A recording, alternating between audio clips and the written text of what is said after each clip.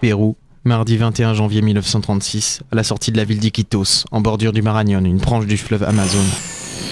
À qui moi d'appelle Baron Von Schmoll? À qui moi d'appelle Baron Von Schmoll? Saloperie de machine de radio allemande de merde! Baron, me recevez-vous? Yallala, yallala, ya. Vous êtes bien sur Radio Tyrol? Vous nous appelez pour gagner le cadeau? Non, je me suis trompé de station. Baron Von Schmoll, général, vous me recevez? Aïe, y'en est marre de ces foutues radios allemandes. Elle marche pas. Ja, Hakim White. Général Claude Von Glotz. Jawohl, c'est bien le général Claude von Glotz, premier grand général de la Weimar. Hakim White ici, général. Ja, Hakim, j'avais reconnu votre vil accent. Où êtes-vous, Hakim? Aïe, qui pose un truc comme ça? C'est au Pérou, général. J'ai suivi la trace des Anglais. Ils sont ici. Ils se préparent à gravir les montagnes. Les Anglais, c'est magnifique. Et il fait beau à Garmisch-Partenkirchen, là-bas en Allemagne.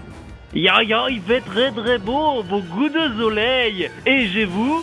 Ah ouais, il y a du soleil aussi, beaucoup. Mais ça n'est pas le plus important de tout ça. Suivez les Anglais, Hakim. C'est que je commence à m'ennuyer tout seul, général. Je veux bien suivre les Anglais, mais je m'ennuie quand même un peu. Quand est-ce qu'on passe à l'action, nous? La baronne ne veut pas que nous perdions cette voie. Pour mettre toutes les chances de notre côté, il nous faut choisir un moment opportun. Nein? Oui, vous avez raison. Suivez les Anglais et donnez-nous au courant, Hakim. Nous jugerons ensuite si nous devons intervenir ou non. Bien, général Claude Von Glotz. Pérou, le même jour, à Iquitos. J'étais revenu dans la course. J'avais retrouvé le professeur, Bart et Laura. Nous n'avions guère parlé, pas plus que nous nous étions réellement regardés toute la soirée alors que le professeur s'émoustillait à l'idée de reformer l'ancienne équipe, de repartir enfin à la recherche des yeux de l'ange bleu.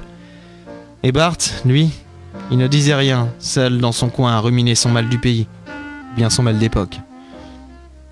Nous avions décidé d'attendre le lendemain pour entamer ce qui s'annonçait comme notre dernier long voyage. Le professeur était sûr et certain d'avoir trouvé la piste de l'Atlantide grâce à la carte découverte dans la fonderie du roi Salomon quelques mois plus tôt. Je m'étais levé le premier, profitant de la salle de bain avant tout le monde. Le soleil brillait déjà en bordure de la terre, comme une part d'orange qu'on aurait posée sur l'horizon. Je traversais le salon de notre petite casa que le professeur avait louée comme une chambre d'hôtel à des habitants d'Iquitos, des Péruviens assez aisés. Bart dormait encore sur le canapé. Je suis sorti sur le perron, refermant la porte derrière moi, et j'ai allumé une cigarette. La rue, ce n'était que de la terre. Les maisons s'alignaient autour d'une rue principale, comme autant de cubes gris mal agencés, presque bancals. J'ai fini ma cigarette tranquillement. Le bruit avait disparu rapidement, un bruit étrange, un bruit qui n'avait rien de naturel. Oh non, je peux pas encore me mettre à rêver. J'ai levé la tête vers le ciel bleu azur. J'en ai marre, j'espère que c'est pas encore un de ces foutus rêves bidons. Des Péruviennes qui passaient par là, des paniers de linge sous le bras, me toisèrent d'un regard inquiet pressant le pas. Et puis rien. Pas de rêve, pas de nain, plus de bruit bizarre et pas de changement de lieu incompréhensible. J'ai écrasé ma cigarette et suis rentré dans l'appartement. Alors, monsieur Buxley, on a bien dormi? Le professeur sortait de la chambre où devait encore dormir Laura. Il se reculottait. J'ai eu soudain une brusque vision d'horreur, mais non, c'était son père adoptif. Et puis de toute façon, elle était plus avec moi. Elle ne voulait pas de moi, elle m'aimait.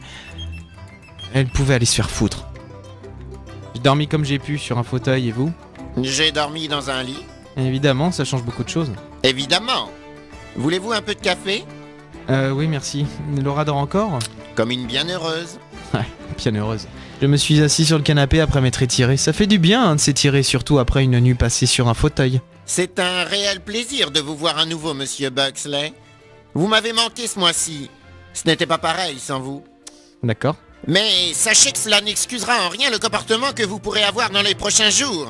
Je vous connais, vous êtes parfois insupportable. D'accord. D'autant plus que maintenant nous sommes 4 et... Mais où est monsieur Bartholomé? Bart, il dort sur le canapé. Avant que je sorte, Bart dormait encore à point fermé sur le canapé. Mais j'étais assis sur le dit canapé. Et de Bart, il n'y avait plus rien. Laura est sortie de la chambre attachant ses cheveux en chignon. Bonjour.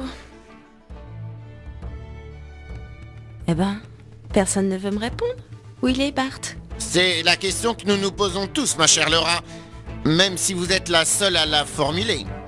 Je suis sorti, il était encore là, il n'a pas pu sortir, professeur. Même en passant par une fenêtre, je l'aurais vu.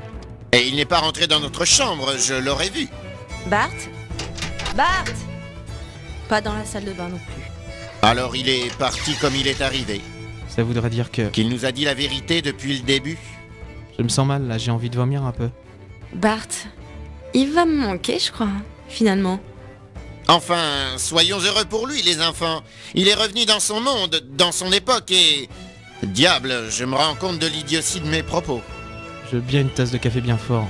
Oui, tout de suite, monsieur Buxley, ça arrive. Et ensuite, nous repartons à la recherche des yeux de l'ange bleu, comme au bon vieux temps.